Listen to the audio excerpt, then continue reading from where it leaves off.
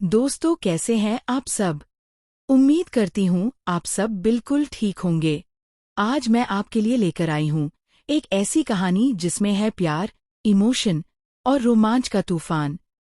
तो चलिए शुरू करते हैं आज की दास्तान, आर्य और अनु की, जो एक दूसरे के लिए अपनी जान तक दांव पर लगाने से नहीं डरते।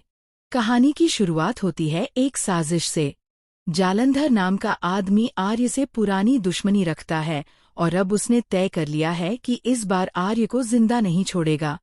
उसने अपने खास शूटर को भेजा है, जो आर्य पर निशाना साधने के लिए सही मौके की तलाश में है। लेकिन उसी दिन होता है करवा चौथ, जब अनु अपने प्यारे आर्य के लिए पूरे दिन भूखी प्यासी रहकर व्रत रखती है। उसके मन में बस एक ही इच्छा है कि जैसे ही चांद निकले वो आर्य का चेहरा देखे और उसका व्रत पूरा हो। उधर आर्य को जब पता चलता है कि अनु ने उसके लिए व्रत रखा है, तो वो बहुत खुश हो जाता है और सोचता है कि इस बार अनु के करवा चौथ को यादगार बना देगा। वह ढेर सारे पिज्जा लेकर उसके मोहल्ले में पहुंच जाता है और इस खास मौके पर सबको फ्री में पिज्जा बांटने लगता है ताकि सबके चेहरे पर मुस्कान आ जाए। आर्य जानता है कि प्यार सिर्फ शब्दों से नहीं, बल्कि एहसासों से जताया जाता है। दूसरी तरफ अनु पूरे दिल से इंतजार कर रही होती है। उसकी निगाहें बार बार दरवाजे की ओर जाती हैं। दिल कहता है आर्य आएगा, लेकिन दिमाग डरता है कि कहीं कुछ गलत न हो गया हो। जैसे जैसे रात बढ़ती है, अनु की उम्मीदें कमजोर पड़ने लगती हैं। चांद ढलने को होता है और उसकी आंखों में आंसू झिलमिला उठते हैं। वो मन ही मन सोचती है कि शायद आर्य अब उससे मिलने नहीं आएगा। उसका दिल टूटने के कगार पर होता है कि तभी अचानक से मोहल्ले की गली में आर्य की कार रुकती है। आर्य चांद ढलने से ठीक पहले अनु के सामने आ खड़ा होता है और मुस्कुराते हुए कहता है, अगर करवा चौथ की रात तुम्हारे बिना गुजर जाती तो मेरा दिन ही अधूरा रह जाता। ये सुनकर अनु के चेहरे पर खुशी लौट आती है। वह दौड़कर आर्य के पास जाती है और कहती है, सर, हमें तो लगा आप अब नहीं आएंगे। हमारी तो जान ही निकल गई थी। दोनों के बीच का वह पल किसी सपने से कम नहीं होता।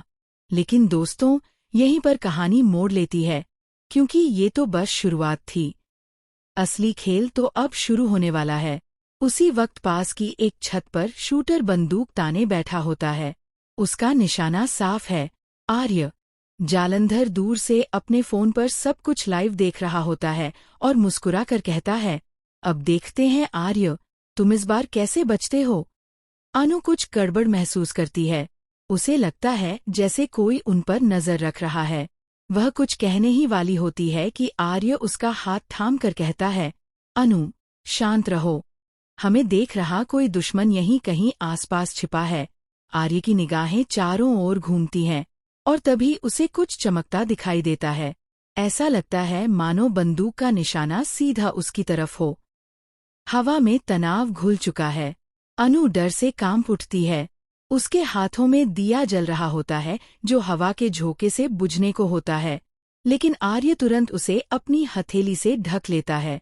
वह कहता है, जब तक मैं हूं, तुम्हारा दिया कभी नहीं बुझेगा। जालंधर का शूटर अब ट्रिगर दबाने ही वाला होता है। अनु की आंखें डर से भर जाती हैं।